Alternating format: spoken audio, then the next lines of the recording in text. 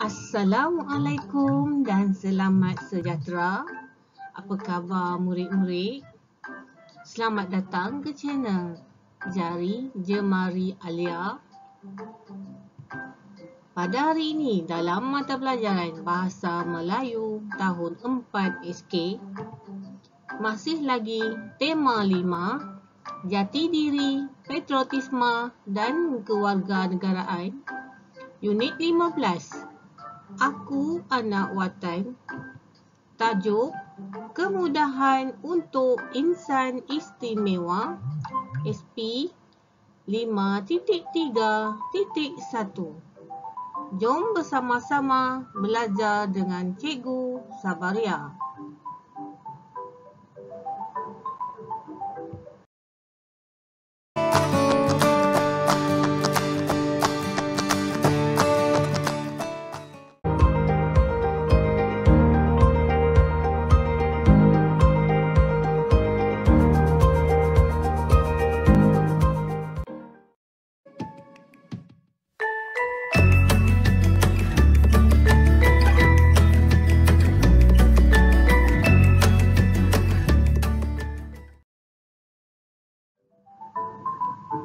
Apa yang kita akan pelajari pada hari ini, murid-murid? Mari kita lihat standard kandungan. 5.3. Memahami dan membina ayat mengikut konteks.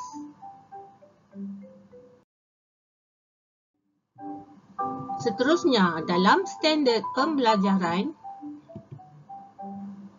5.3.1, memahami dan membina pelbagai ayat tunggal mengikut konteks.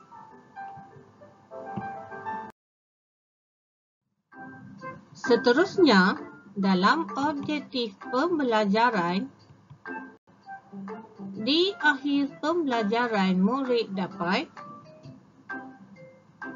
membina ayat tunggal dengan menyusun perkataan semula. Seterusnya, dalam kriteria kejayaan, murid boleh membina 4 daripada 6 ayat tunggal dengan menyusun perkataan semula. Untuk makluman murid-murid, pada hari ini masih lagi unit 15. Cikgu akan fokuskan kepada aspek tata bahasa iaitu ayat tunggal. Sila buka buku teks muka surat 105.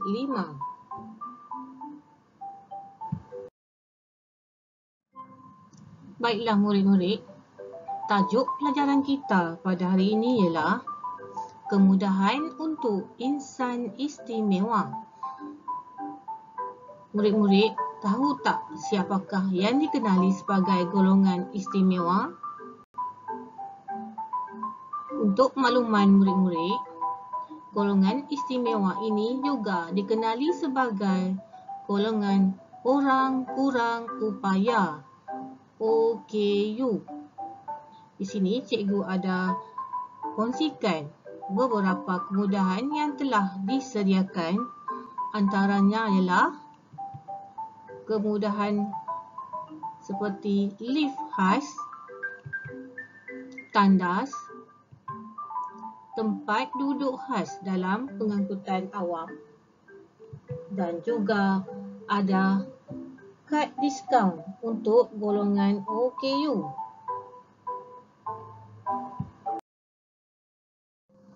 Jadi, jika murid-murid telah pergi ke satu kawasan dan melihat ada beberapa kemudahan untuk golongan OKU, berilah keutamaan kepada mereka dahulu untuk menggunakannya. Janganlah murid-murid pula yang berebut-rebut dan tidak memberi peluang kepada golongan OKU ini. Ini adalah satu tindakan yang kurang bijak. Seterusnya, dalam aktiviti yang pertama, murid-murid dikehendaki membaca dan mencari maklumat berdasarkan bahan grafik. Tajuknya, kemudahan untuk insan istimewa. Zara dan rakan-rakannya membaca brosur tentang kemudahan untuk insan istimewa.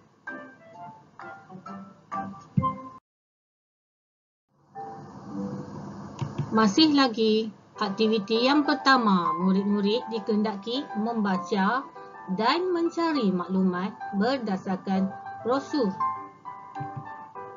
Tajuk kemudahan untuk insan istimewa. Di sini telah dipaparkan ada 4 brosur tentang kemudahan untuk golongan OKU. A. Ada kemudahan lift khas. B. Kemudahan penggunaan tandas di kawasan pusat beli belah. C. Ada kemudahan ruang letak kerusi khas dalam pengangkutan awam. Dan D.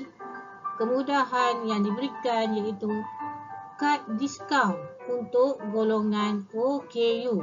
Jadi, cuba murid-murid perhatikan bahan grafik ini.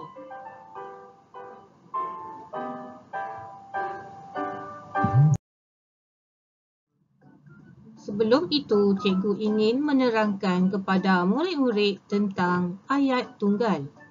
Murid-murid tahu apa itu ayat tunggal?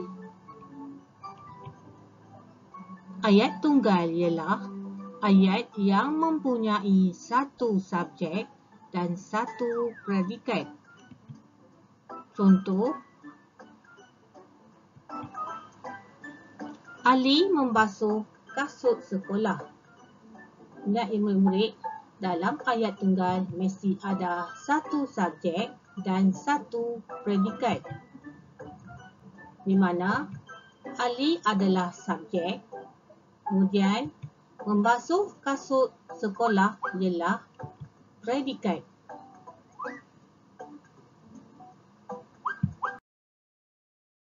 Seterusnya, dalam aktiviti yang kedua, murid-murid dikehendaki membina ayat tunggal dengan menyusun perkataan semula. Di sini, mari kita lihat dahulu bahagian A. Ada gambar tentang lift. Jadi kita lihat contoh. Diberi nombor 1 beberapa perkataan dalam kotak berwarna biru iaitu lift menggunakan khas orang kurang upaya OKU. Jadi, perkataan ini belum disusun menjadi ayat. Anda dikehendaki menyusun perkataan ini semula supaya membentuk ayat tunggal. Contoh, orang kurang upaya OKU menggunakan lift khas. Ini adalah contoh ayat yang telah lengkap setelah disusun. Orang kurang upaya OKU ini adalah subjek, manakala menggunakan lift khas adalah predikat.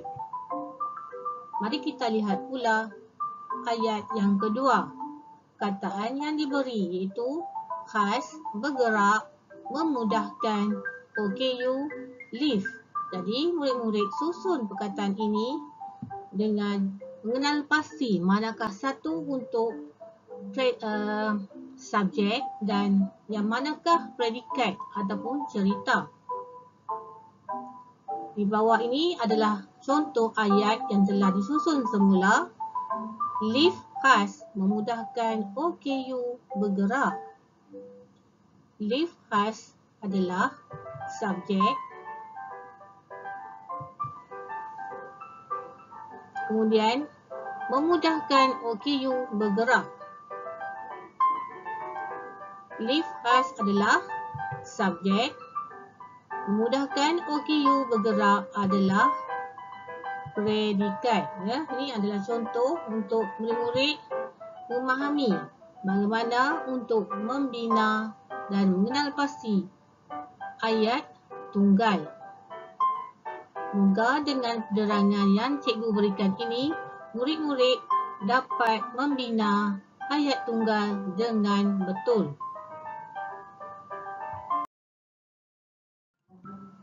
Untuk aktiviti yang kedua, murid-murid dikehendaki membina ayat tunggal dengan menyusun perkataan semula.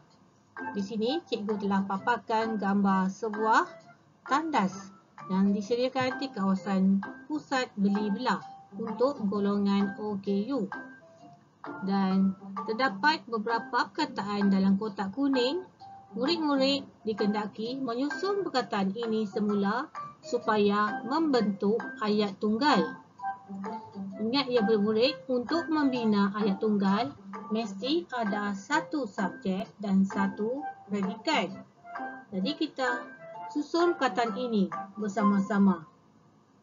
Yang pertama ialah perkataan terdapat. Perkataan yang kedua ialah tandas. Ini adalah subjek. Apakah cerita tentang tandas ini? 3 OKU. Tepat di pusat beli belah. Jadi, ayat yang telah lengkap ialah terdapat tandas OKU di pusat beli belah. Terdapat tandas OKU adalah subjek, di pusat beli belah adalah predikat. Seterusnya, mari kita lihat pula ayat yang kedua. Perkataan yang diberi ialah sangat selesa tandas ini OKU. Jadi, murid-murid susun perkataan ini supaya menjadi ayat tunggal. Perkataan yang pertama ialah tandas OKU ini. Tandas OKU ini. Yang keempat sangat, yang kelima selesa. Jadi ayat lengkapnya ialah tandas OKU ini sangat selesa. Tandas OKU ini adalah subjek. Sangat selesa adalah predikat.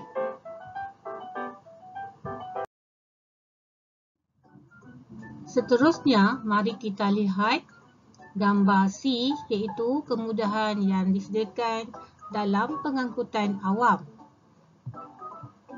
Beberapa perkataan telah disediakan, jadi murid-murid susun perkataan ini. Mari kita susun bersama-sama menjadi ayat tunggal yang lengkap. Perkataan yang pertama ialah kerusi. Yang kedua khas. Yang ketiga OKU. 4 disediakan. 5 di dalam. Pengangkutan yang keenam dan yang ketujuh awam. Mari kita baca ayat ini bersama-sama. Kerusi khas OKU disediakan di dalam pengangkutan awam.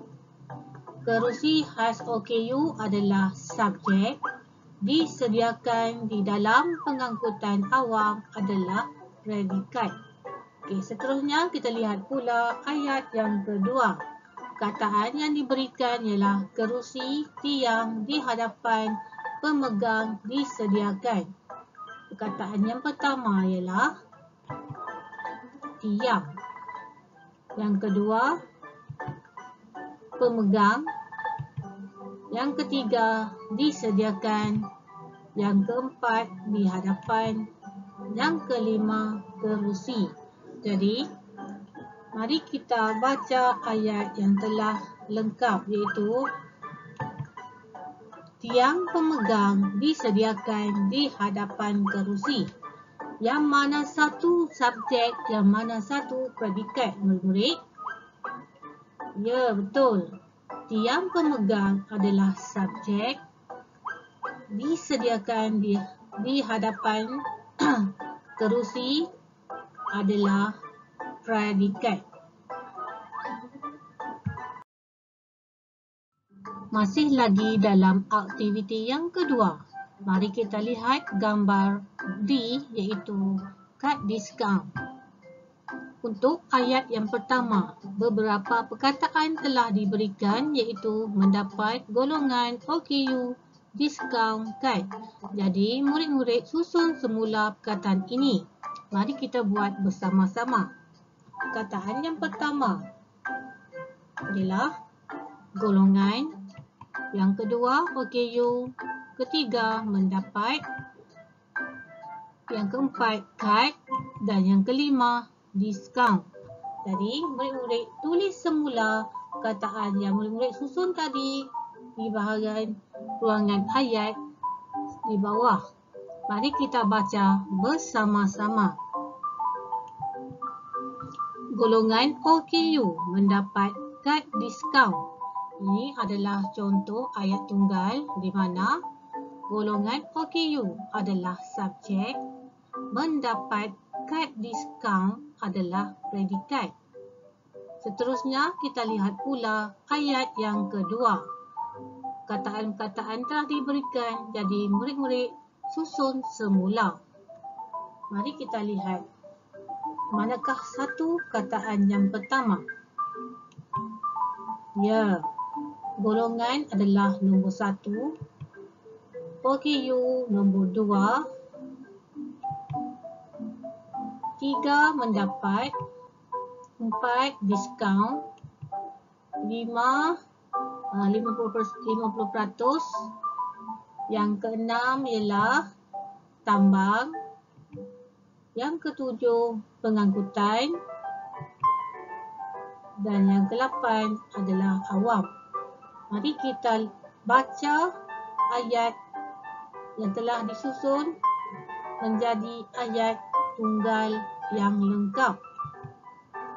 Golongan OKU mendapat diskaun 50% tambang, pengangkutan awam.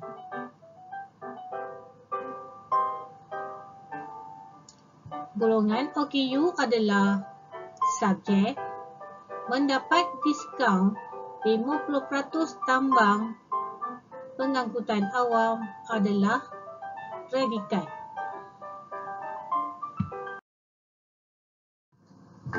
Di sini, cikgu ada sediakan latihan untuk menguji kefahaman murid-murid tentang bagaimana untuk membina ayat tunggal. Jadi, murid-murid dikendaki menyusun perkataan semula yang telah disediakan supaya menjadi ayat tunggal yang betul. Ada 5 soalan. Diharapkan murid-murid dapat menjawabnya dengan sebaik mungkin.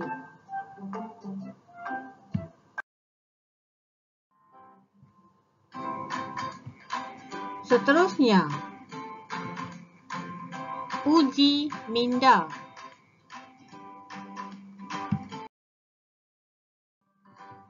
Sebagai latihan dan menguji kefahaman murid-murid, sila klik pautan yang diberi di bahagian deskripsi untuk mendapatkan soalan.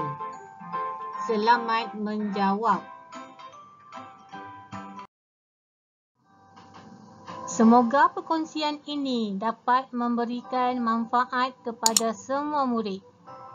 Terima kasih kerana subscribe channel Jari Jemari Alia. Jumpa lagi. Assalamualaikum dan selamat sejahtera.